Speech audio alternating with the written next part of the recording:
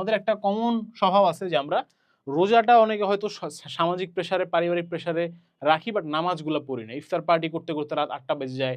তারপর হচ্ছে ইশার নামাজ, তারাবি এগুলো আমরা স্কিপ করি। তারপর হচ্ছে অনেক সময় সেহরি খেয়ে সাথে সাথে ঘুমাই যায়, 10টা মিনিট ওয়েট করে ফজরের নামাজ পড়ি না। এই জিনিসগুলো পরিত্যাগ করতে হবে, 5 ওয়াক্ত নামাজ পড়তে হবে, হারাম জিনিস থেকে দূরে থাকতে হবে, ঠিক আছে? এখন হারাম জিনিস বলতে কি? সব ধরনের হারাম। আর আমার মনে হয় সবচেয়ে বেশি হারাম জিনিস আমাদের মোবাইল ফোনটার মধ্যে আছে। তো আজকেই হচ্ছে গিয়ে তোমার সোশ্যাল মিডিয়াগুলো 1 মাসের জন্য ডিঅ্যাক্টিভেট করে দাও। হ্যাঁ, আমি বলতেছি না যে 1 মাস পরে আবার সব হারাম জিনিস হালাল হয়ে যাবে, বাট এটলিস্ট আমরা একটা মাস তো প্র্যাকটিস করি, তাই না? আমি নিজেও আসলে অনেক দেখা যায় যে সোশ্যাল মিডিয়া যখন স্ক্রল করি হারাম জিনিস চলে আসে চোখের সামনে, বাট এগুলো আমাদের অ্যাভয়েড করা উচিত, ঠিক আছে? সবারই অ্যাভয়েড করা উচিত। এই জিনিসগুলো আমি নিজের জন্যও লিখছি আমার ডায়েরিতে এবং তোমাদের জন্য এখানে লিখছি।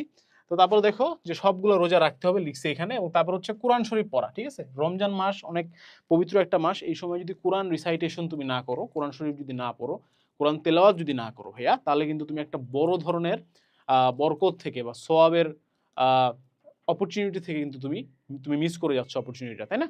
সুতরাং অল্প একটু হলেও 10 মিনিট হলেও 20 মিনিট হলেও কোরআন শরীফ পড়ো, খতম দিতে পারলে তো খুবই ভালো, মাশাআল্লাহ। বাট অ্যাটলিস্ট যেন প্রতিদিন কিছু কিছু কোরআন শরীফ আমরা পড়ি, তাহলে আমাদের এই বরকত থাকে। সবসময় মনে রাখবে ভাইয়া, যত পড়াশোনা করো আল্লাহ যদি বরকত না থাকে, হ্যাঁ, পড়াশোনা এক ধরনের রিজিক, আমার কাছে মনে হয়। সুতরাং পড়াশোনা এই রিজিকের উপরে যদি আল্লাহর বরকত না থাকে, তাহলে তুমি আসলে যতই পড়াশোনা করো ভাইয়া কোনো লাভ নেই, ঠিক আছে? রিজিক জিনিসটা এরকম। অনেক মানুষ দেখবে অনেক কোটি কোটি টাকা কামায়, আবার কোটি কোটি টাকা খরচও হয়ে যায় তাদের। বড় বড় অসুখ হয়, বড় বড় বিপদ হয়। আবার অনেক মানুষ দেখবে অল্প টাকা কামায়, হ্যাঁ, মধ্যবিত্ত ফ্যামিলি, কোনো মতে চলতেছে, বাট আল্লাহর রহমতে ভালো আছে।